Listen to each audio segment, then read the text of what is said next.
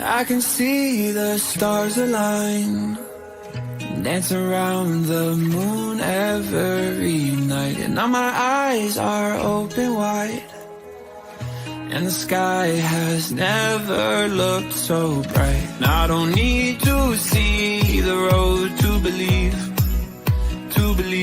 yeah. 'Cause this is where I'm meant to be, I believe. And I feel the magic, magic everywhere. It's all around us, it's in the air. And I see the magic, magic we can share. So much wonder everywhere. And I feel the magic, ooh. Can you imagine, ooh. And I feel the magic, ooh. Can you imagine, ooh. And I feel the magic. It's all around us. And I feel the magic. It's all around us. There's wonder on this winding road in front of me, yeah. 'Cause I'm right where I'm supposed to be. And I feel the magic, magic everywhere. It's all around us, it's in the air. And I see the magic, magic we can share. So much wonder everywhere. And I feel the magic, ooh. Can you imagine, ooh. And I feel the magic, ooh. Can you imagine, ooh. And I feel the magic. It's all around us.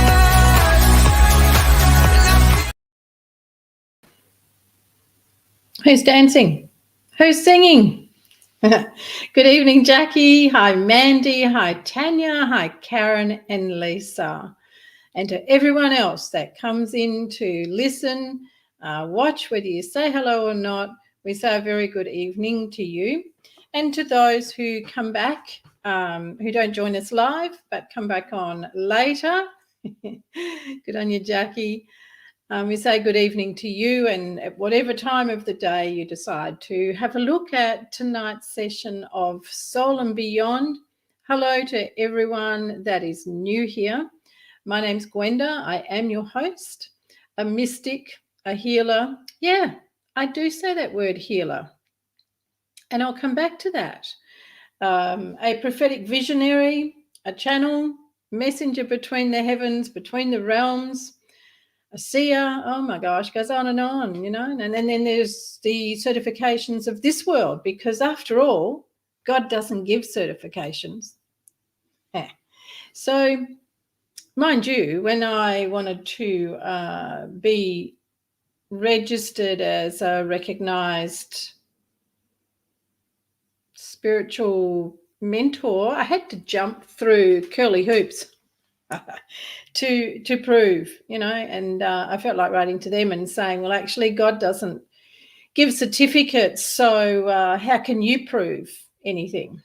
You know, I like a little bit of confrontation, not nasty confrontation. I like to stimulate thought, provoke thought, and that's something that a couple of our beautiful ladies asked me, what was I doing to their mind in our spiritual school of Wesh, when I asked, so is the earth round or is it flat? I asked my son and his partner that on the weekend, and he said it's a donut, right? I would always get something left field from him. And his partner said it's a hologram. So there you go. We all have a different perspective and a different perception. And of course, those things come from how we're raised, what we believe about ourselves. And here's another little throw in there from my son. You can't have the word believe without the word lie. Oh, ouch to that one. I said, I beg your pardon. But when you have a look at the word believe, yeah, lie is in there. But hey, we can do anything with words, right? We can make them whatever we want, especially in this day and age. Especially this day and age. You can make a word mean anything. Like a group that I was invited to be part of that call themselves Conscious Mothers. Well, from so far, the word conscious, from my experience with the word conscious and my interpretation of it is very different to theirs. So, in this world of duality, polarity, what's the latest one? Inclusivity. So in this world of inclusivity, I guess we can do anything with a word. Now, where is that going to lead humanity? Truly. A young woman pointed out to me on the weekend that she thought my partner and I are opposites, and how opposites attract. And I thought, wow, that's interesting. And I said to her, well, Jackie, you get them, rubbish. And Tanya, yeah, thanks for the laughs. Yeah, she said we're opposites. I'm like, So I said, well, actually, we are very much the same when it comes to being old school, and we have old school values, and we have old school ways of courtesy and manners. There wasn't actually any conversation after that, so I'm not sure what happened there. And I wasn't really interested in having a look, to be honest. Now I saw, oh, Mandy, you are here. Well, somebody isn't, but hey, Mandy, welcome. How was the school camp? Did you have a lot of fun on that? So when I was sitting having a word, a word, asking, what is it that we can share tonight?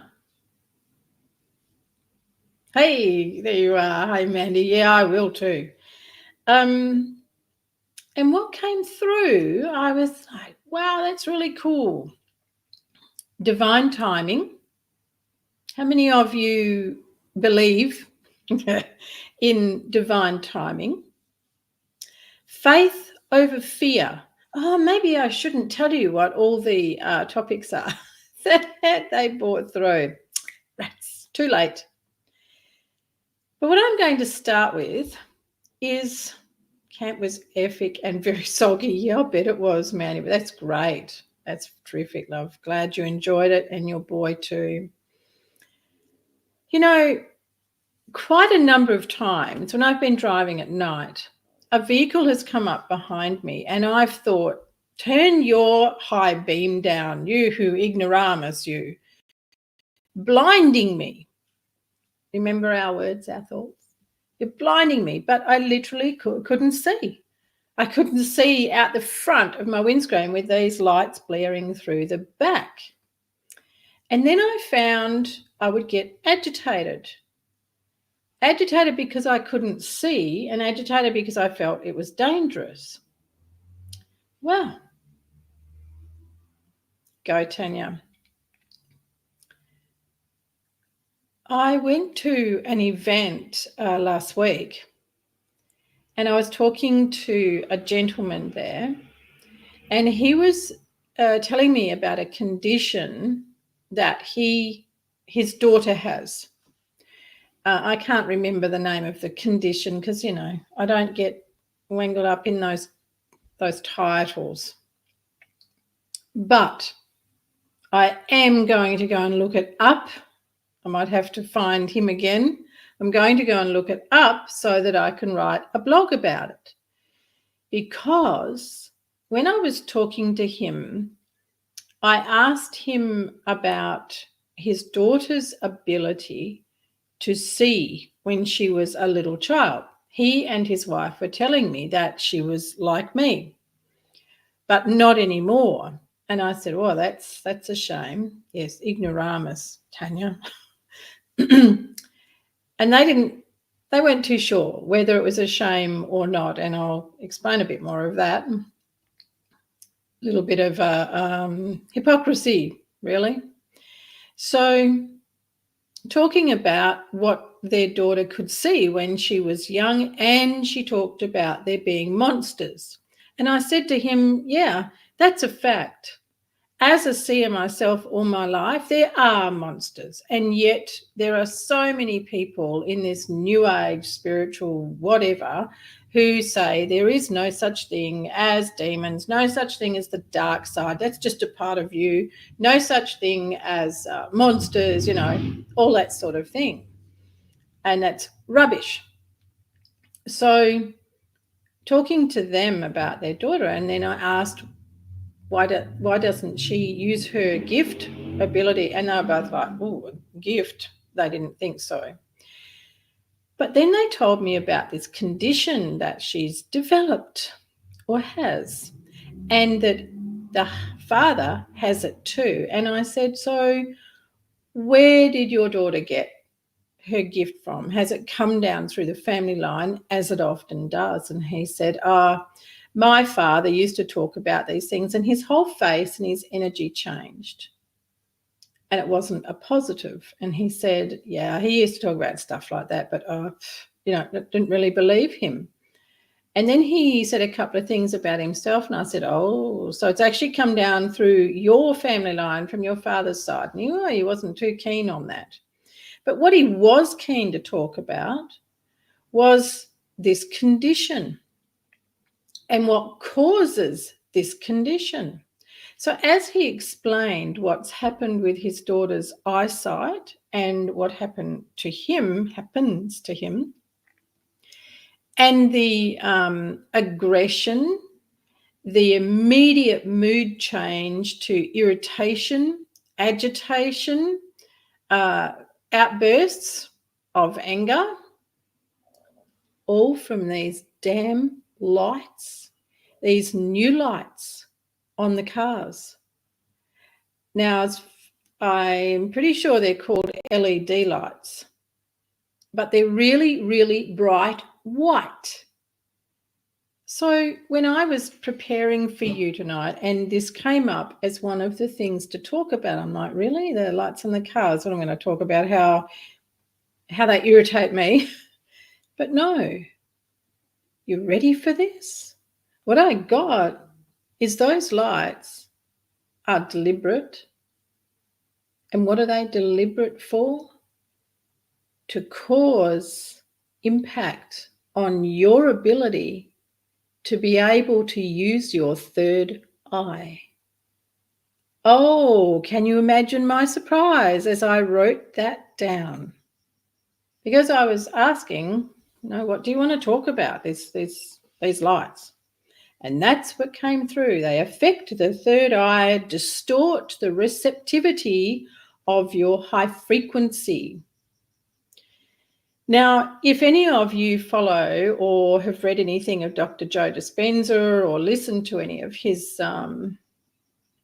videos and things, he talks about the pineal gland, and he claims that the pineal gland is where we can go in and change our DNA, shift our consciousness into super consciousness and all that sort of thing. So in writing about these lights that are being used on vehicles on the road and in a lot of other places, but the vehicle on the road is the one that is being specifically used to create distortion in your connectivity between your third eye. And I'm going to say, if Dr. Joe Dispenza's research is on the ball, then it also goes to the pineal gland, however you want to say it, and affects your sight. So this gentleman and his daughter both have got very poor eyesight now, and the gentleman gets very severe migraines. And especially, he said they will come on very quickly if he is in front of around one of those vehicles. Now, isn't that really quite amazing, that those lights cause distortion and shift your ability to be able to be tuned into your third eye. When I was asking more about it, because we talk about the light, when we go out into the sunshine, when the light comes into our eyes, the sunshine light comes into our eyes, that is how we begin to metabolize vitamin D. And it's where we get the real vitamin D from. Nothing like the manufactured vitamin D. When you wear sunglasses, you block that. You block the ability of your eyes to be able to take in the very important sunshine. So people who put sunglasses on their little ones are actually bringing about a lot of detriment, not only to their ability to metabolize vitamin D, take vitamin D in, which also assists in the metabolism of vitamin C, but it's also interfering with their ability to raise their vibration through the light.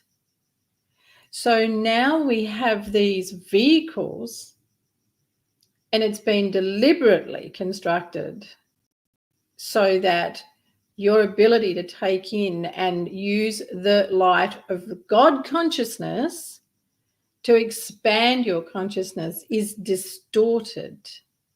Now think about what this gentleman has explained, that it changes mood, causes migraines, causes problems with sight.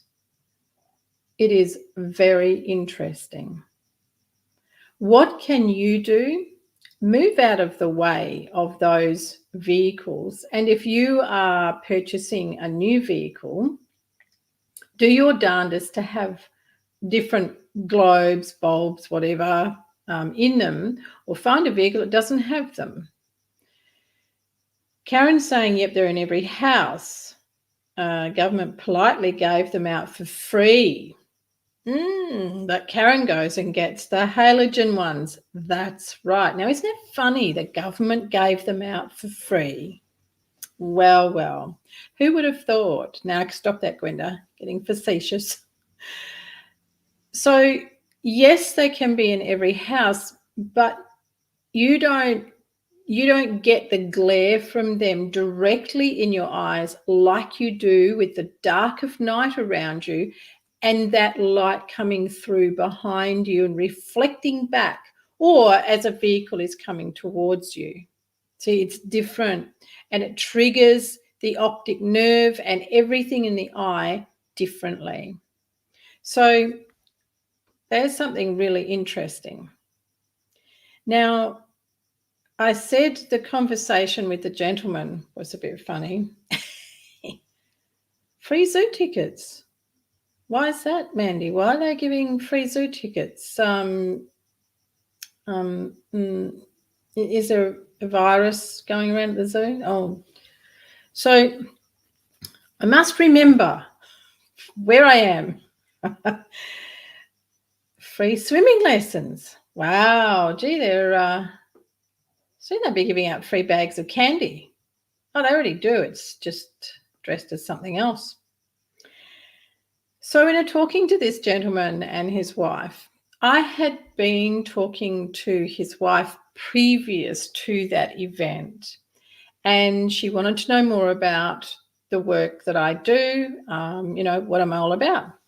So I found myself telling her stuff that I normally would not tell a person I had just met and might have been looking at doing some collaboration work. But anyway, there it came. So we just go with the flow. And yeah, Jackie. Oh, I don't know that. Can't really afford that, can they? Oh, Mandy. Oh, yes. Yes, of course.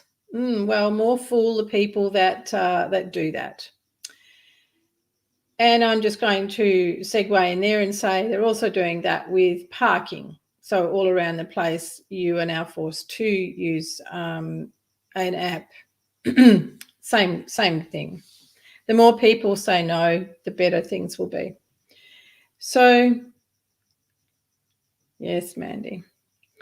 Yeah, so in talking to this lady, I was sharing my experiences, and she was all very gracious, but I could see her energy changing and that of one of her colleagues. When I saw her at the event, yes, she may have been a little busier, my favourite word, but her energy was different. So I fronted her. You know, as Mandy says, go, Gwenda. So I fronted her and I asked, was our conversation a little bit too much for her? Because in the conversation, she asked, are you a Christian? Am I a Christian? I said, no. No, I'm not. But I am a huge fan of God. And I work all the time. I connect with God. Oh, she says. And I said to her, I don't buy into religion. I don't follow a man-made religion.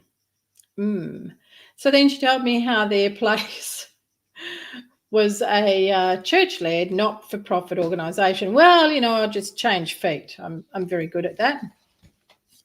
So when I saw her at the event, and she was a little bit cooler, shall I say, and I asked, was there a problem? No, there wasn't a problem. And I said about what I was sharing, oh no, we have those. We have those experiences. We have many people in our church that have had experiences. So no, not a problem. Not what her energy was saying. Now, isn't that interesting? Christian church, Christian people. There's another word, you see. So there, she didn't, Mandy, she didn't. And even when she said, oh no, we have people have those experiences, I'm like, not so sure about that. So it's really interesting.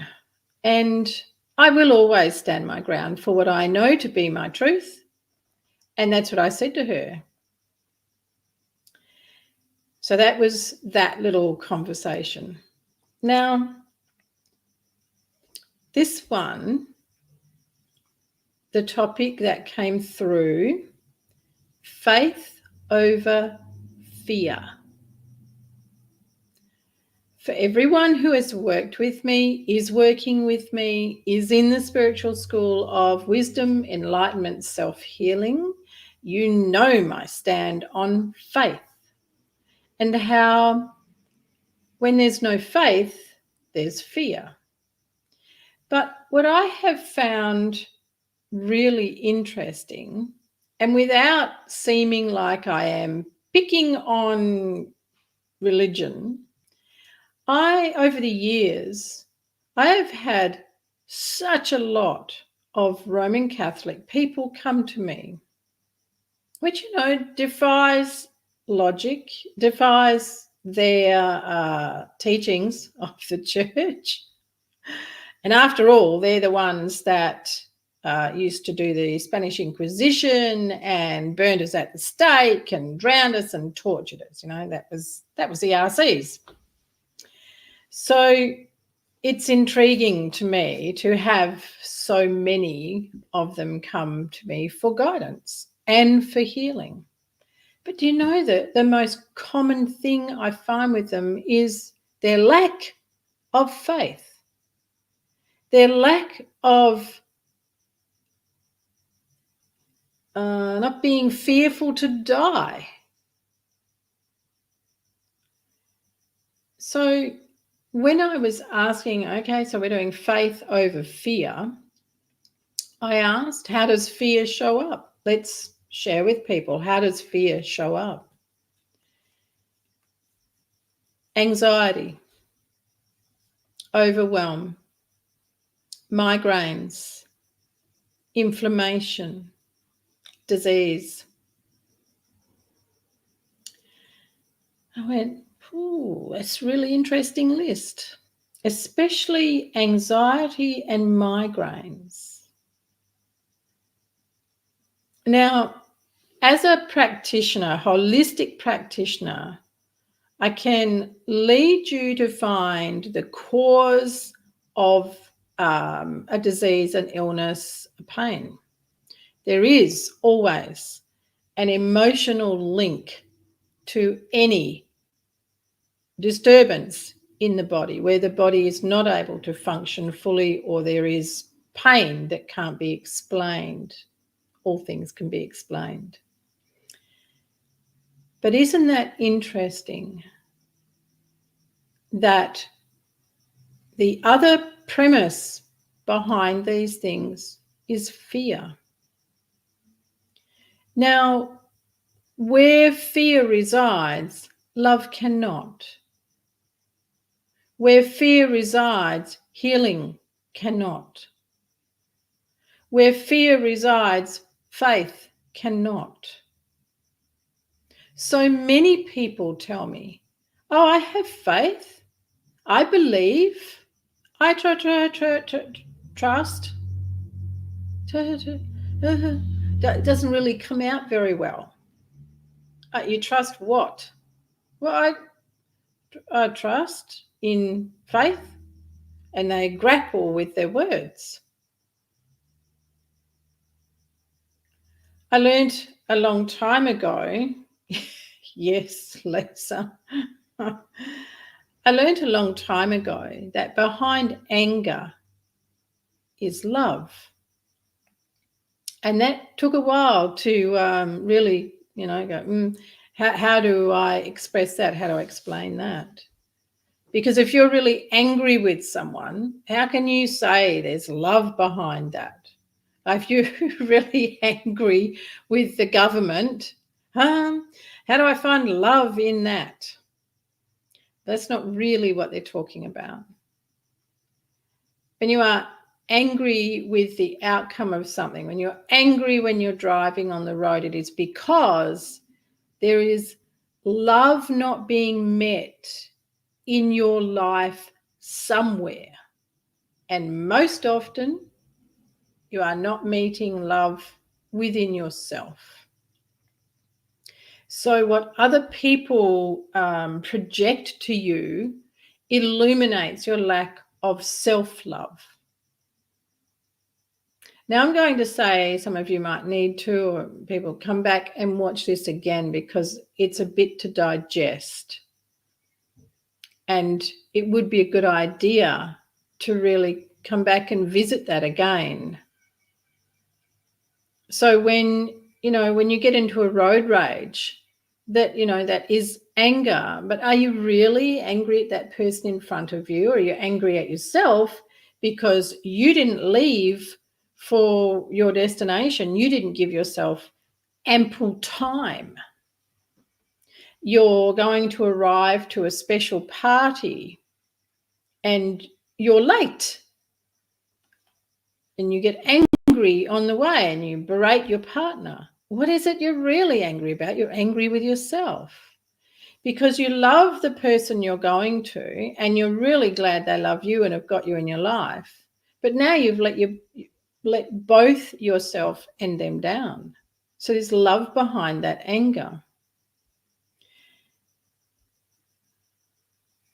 I am just going to say here that when there is brutality, assault of any kind, abuse of any kind on another human being or on an animal, on any living being, then it may be very hard to see that love can be behind that.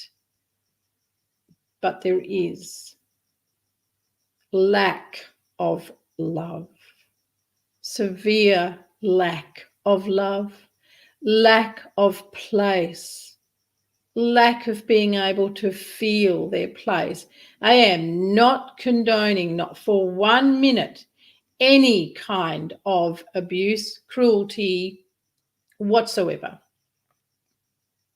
What I am saying here is that the conversation the divine sought to have with you tonight one of them was about faith over fear, and that has now led into one of the biggest reasons that we have fear. And in fear, there is anger. Have you ever got a fright? I know that apparently I gave my parents a horrendous fright, and boy, oh boy, did I get a hiding for it out of the anger my father felt, but it was his fear of losing his two girls, because I apparently took hold of the hand of my second sister, my next sister, and we ran, well, everyone tells me you ran her across the road on a very busy street, and my dad absolutely lost it. So as a little girl getting this hiding, I'm supposed to understand, one, I've done the wrong thing, but two, that my dad's really angry with me because he loves me. There's so many contradictions. There's so many, that doesn't work out in this world. Would you agree? And it is little wonder we get messed up and we don't understand what love is, or how to have a beautiful heart full of love, and how to behave differently when we get a fright. If like what happened in Victoria, I went over for a cousin's wedding and a girlfriend came to collect me for us to catch up and go out for lunch. And I got in her car and said to her, "Where did you get this?" And she said, "Oh, the car." And I said, "No, that." And walking across the windscreen towards her was this ginormous spider. And I can't stand them. And we're both in the car screaming. It must have been a sight for people outside. So she gets out of the car and I'm like, "No, don't get out." The stupid thing come running over my side, and it was like it stopped and looked straight at me in the windscreen. And I'm shrieking at her, "I'm not going to get out because it's over my side now."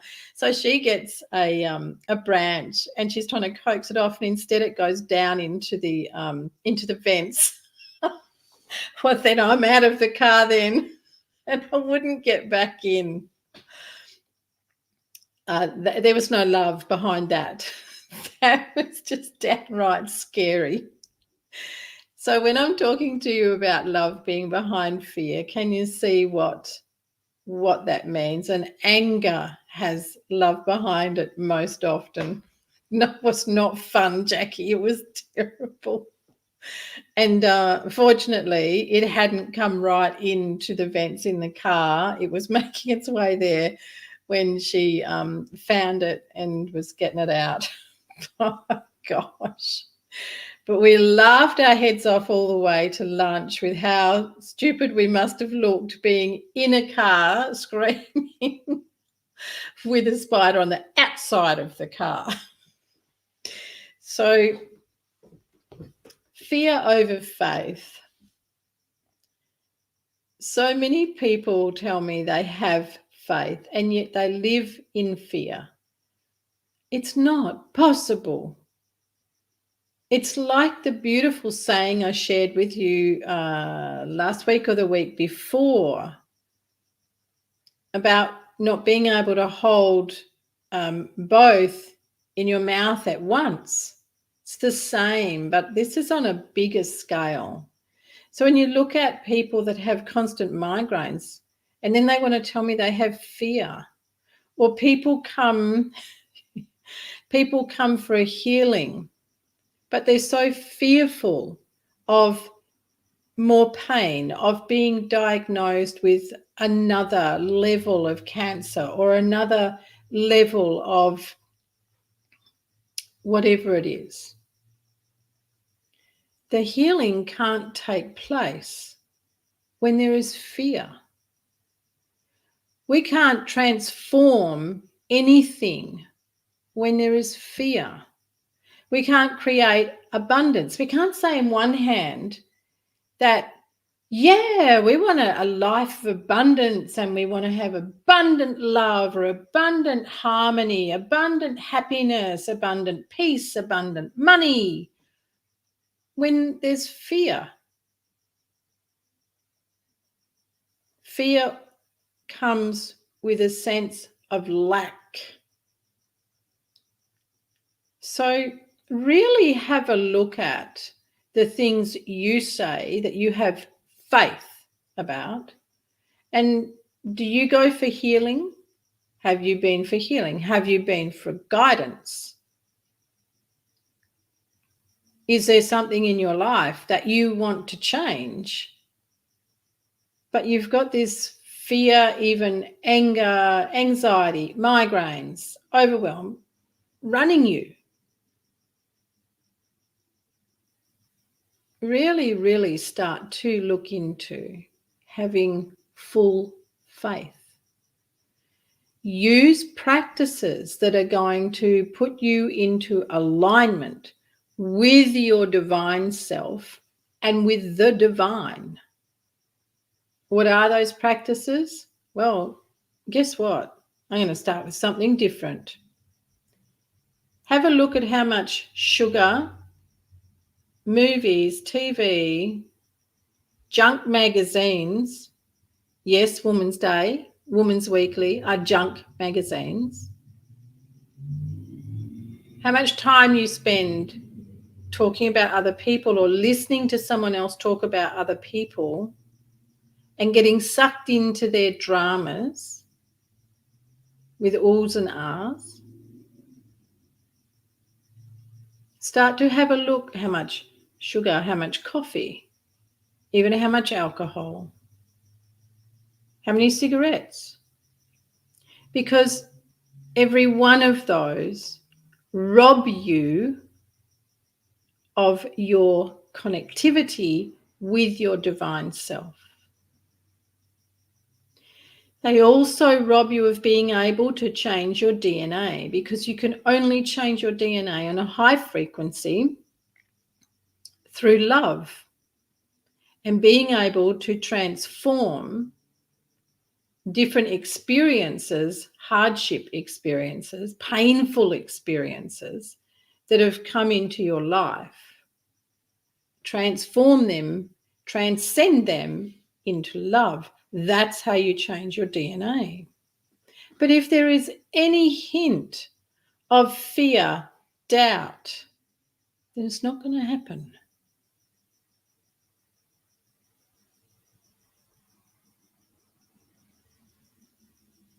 A lot to think about, isn't it? But please don't think about it. Digest it. Ask for the guidance. Don't have this here, this noise box going. Let the messages sit with you. Let them pour over you and ask to be shown. Ask for guidance in sitting quietly and letting that all pour over you. Really go into looking at, where do you hold fear in your life, or how is it showing up? How's it showing up in your physical body, in your mind? Faith over fear. It's pretty cool, isn't it? Any questions on that? Or any comments on that? I'll wait for you to have a little write about that.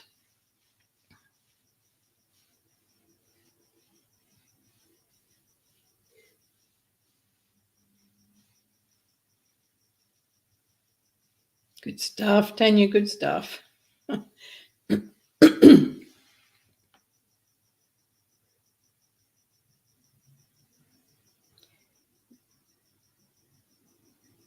When we want to think about how we're going to plan our day, how much time we need to get from A to B, what do we need in the pantry, in the fridge? Well, that's time to think, right?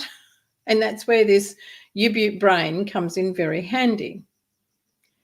when we want to think about what we're going to wear, even that isn't necessary. If you asked your soul, what are we going to groove in today?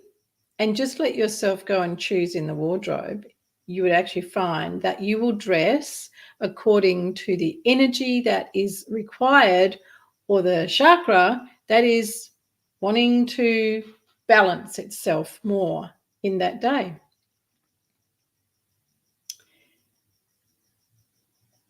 If we want to think about money and we're looking at working out a budget, planning for saving for a holiday, then, the brain box comes in very handy. Everything else, leave it to the soul. Being very honest with yourself is crucial to faith over fear. Yeah, Tanya. Love it. You will too. You will notice a difference in your energy. Absolutely. I love beautiful crockery. I love dressing my bed in finery.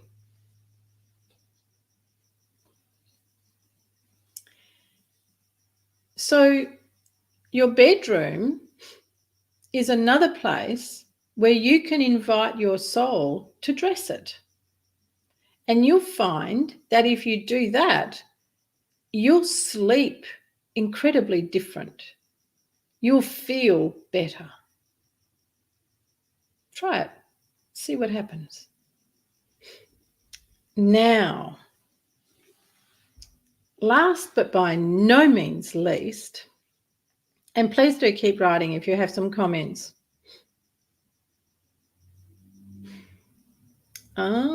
Good stuff, Mandy. Good stuff.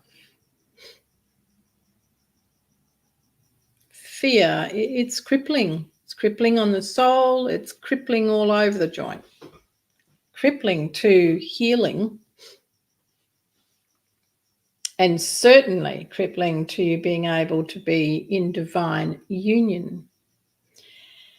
Now, divine timing.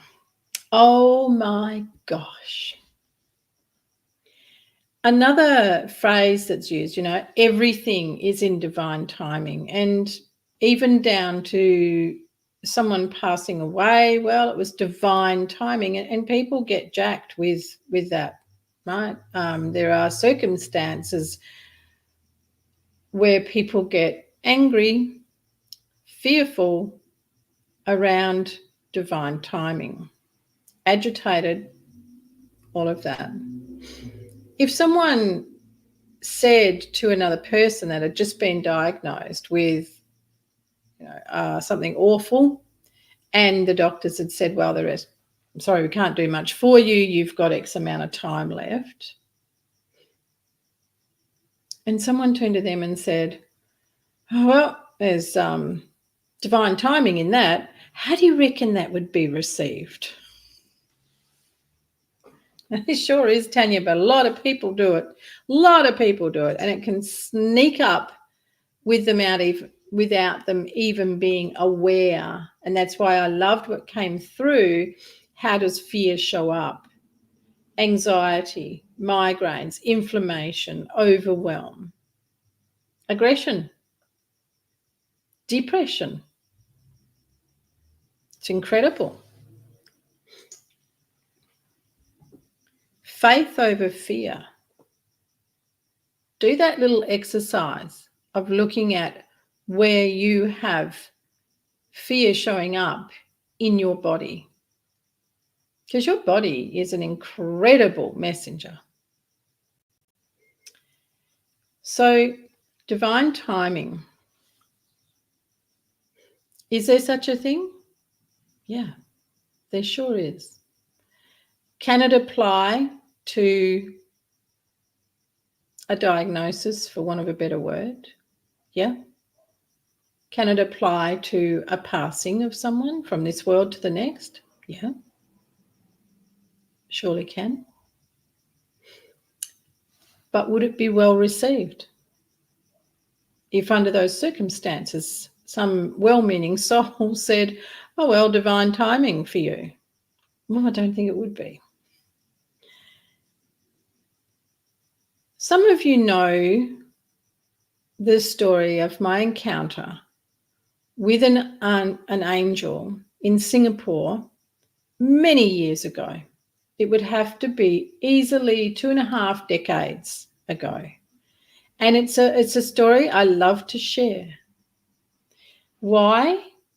Because, I'm all about healing, the power to self-heal. And when we were lined up in the car park in Singapore, and I was with my colleagues, it was my first visit to Singapore.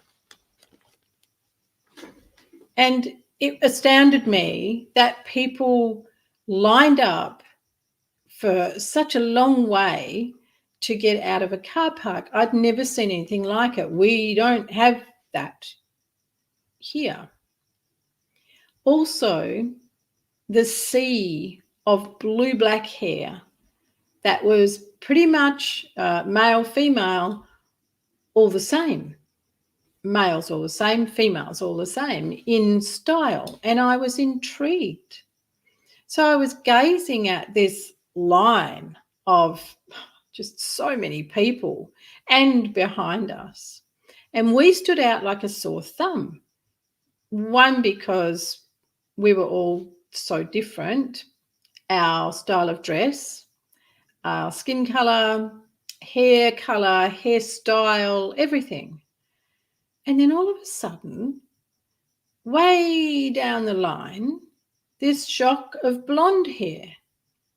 And I'm like, wow. And that really caught my attention, really had me looking, but I could feel there was something else.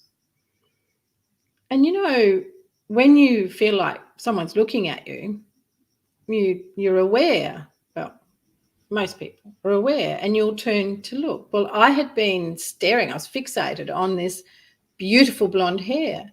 And the lady turned around. I was like, oh, whoops. But when she turned and looked our way, my colleague behind me, got very excited, and they waved at each other, and he's calling out, I thought it was you. I need to catch up with you. And, we're a long way apart, and they're having this big yada yada. And I couldn't take my eyes off her. And then she turned, she said, I'll catch up with you. And she turned to walk on. When she went through the turnstile, I was still watching her. And this huge angel appeared.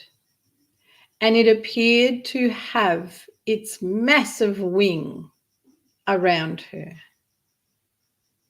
And I was just gobsmacked. Like, oh my gosh, it was stunning. She walked on for a way, and I couldn't take my eyes off this angel and the fact that it was walking with her with its beautiful wing around her. As I'm looking, my colleague said to me, you'd be amazed at that lady's story. And I said, oh, try me.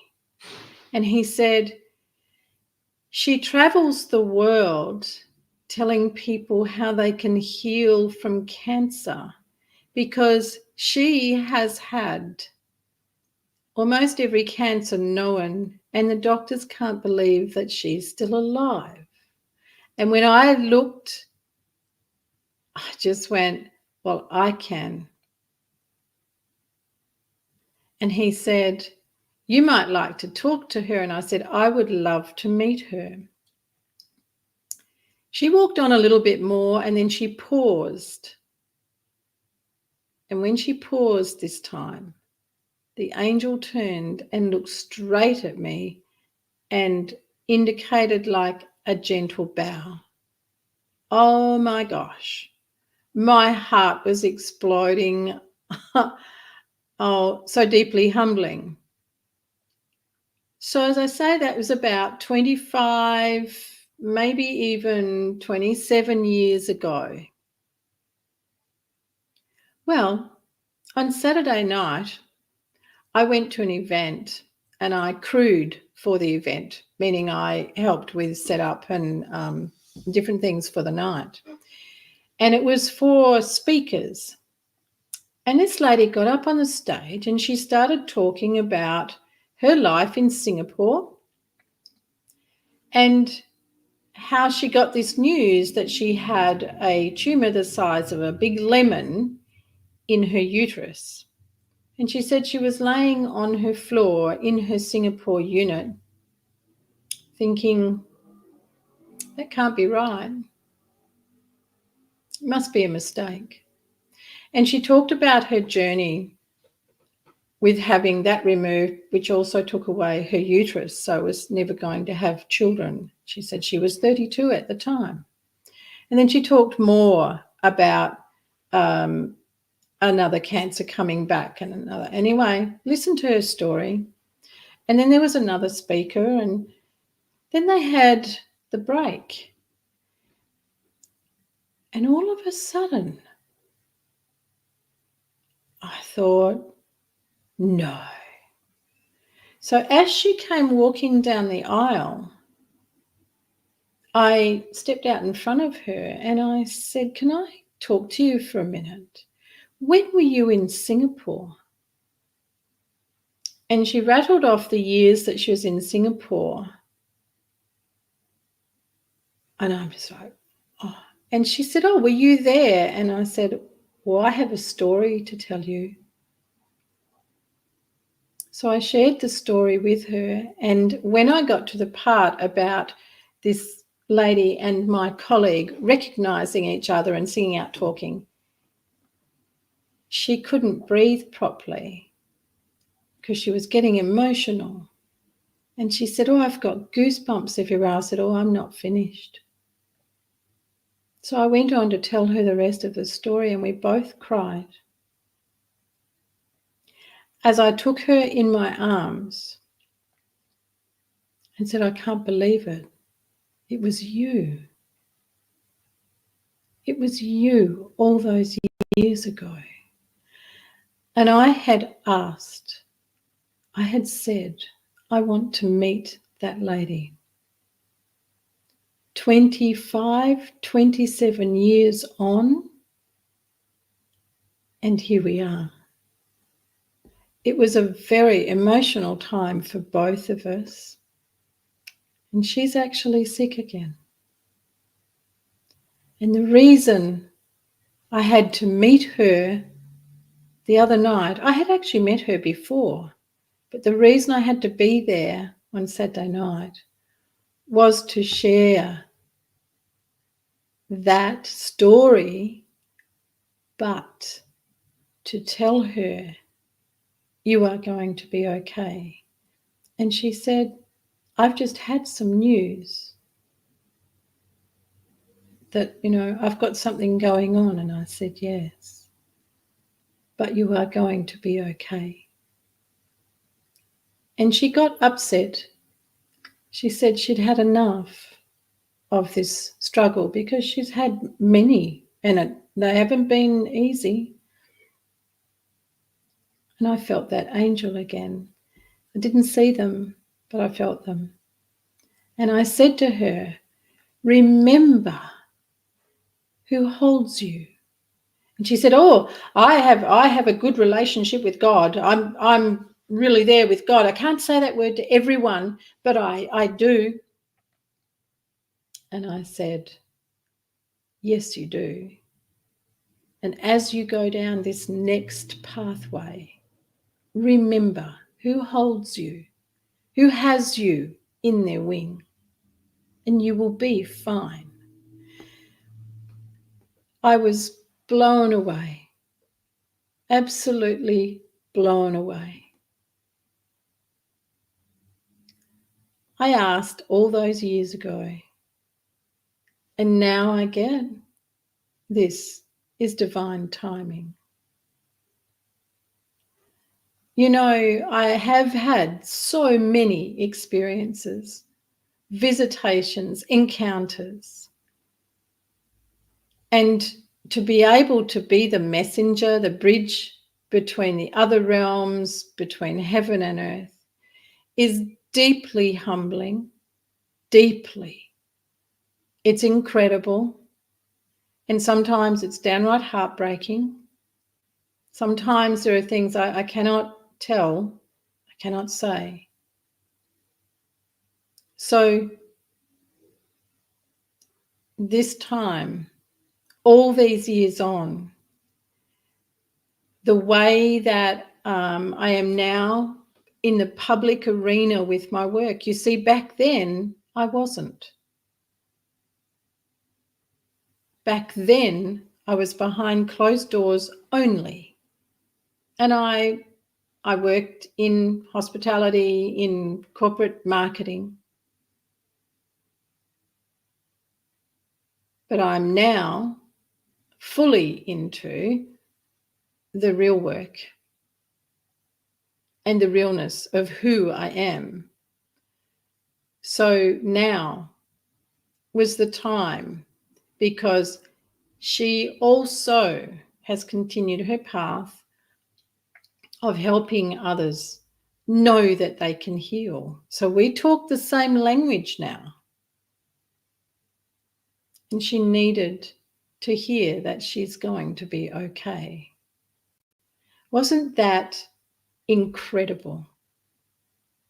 So I say to you, divine timing is a very real thing.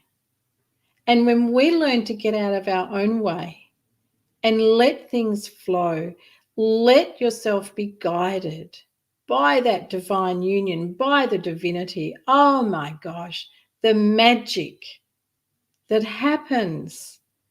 And yes, you might have to wait a while, 25, 27 years, but it all makes sense when that takes place. There are people that I know who have tried many times to become pregnant, and they've had many miscarriages, and they're heartbroken over that. I know people that have lost their children, and they are devastated. And those are times where to say it's divine timing, or all things in the divine timing, you're likely to get a bonk on the nose. But it's true. It truly is. So for any of you listening that have lost a child, lost the love of your life, miscarried, I promise you, you will come to know what that was about. You will come to know the divine timing. It's words that we can take too much for granted. It's words that, a little bit like love, get bantered around and thrown around without really, really understanding or recognizing the incredible importance of the words divine timing. Is it possible that illness, disease have a divine timing? Yes. Is it possible you can cure those things? Yes. Heal them, sorry. Not allowed to say that word on these channels. Is it possible for you to heal them? Yes. And will that be in the timeline you want? No. No, not unless you've tapped in and you have got that incredible divine union going on. Then you'll know. But if your demand, your expectation of that divine timing being according to you from here, it's going to be a long way off. Thanks, Mandy. Yeah. Oh, Jackie, you're too kind. It was extremely incredible, Tanya. My gosh, it was so emotional. So emotional. Jackie, you're biased. Beautiful girl. Thank you. Mandy, thank you very much. So there we have it. Look at that. We've come full circle to our time together. And I truly hope that you've enjoyed the insights, the guidance, the messages about interference to your third eye, deliberate distractions, healing, faith over fear, and how that can change your life. And I hope that you will embody the practices that were mentioned, and then divine timing. Yeah, Tanya. Yep. It's it still sits with me. I'm not quite as deeply emotional as I was. My gosh, we were hugging each other in tears. I could not believe it. Thank you, Lisa. Hope you're done okay with that too. That's beautiful. Thank you, Tanya. Really appreciate it. So everybody have a glorious evening. Really let these things sit in your heart, not in your head. And may God bless you all. And I look forward to seeing you next week.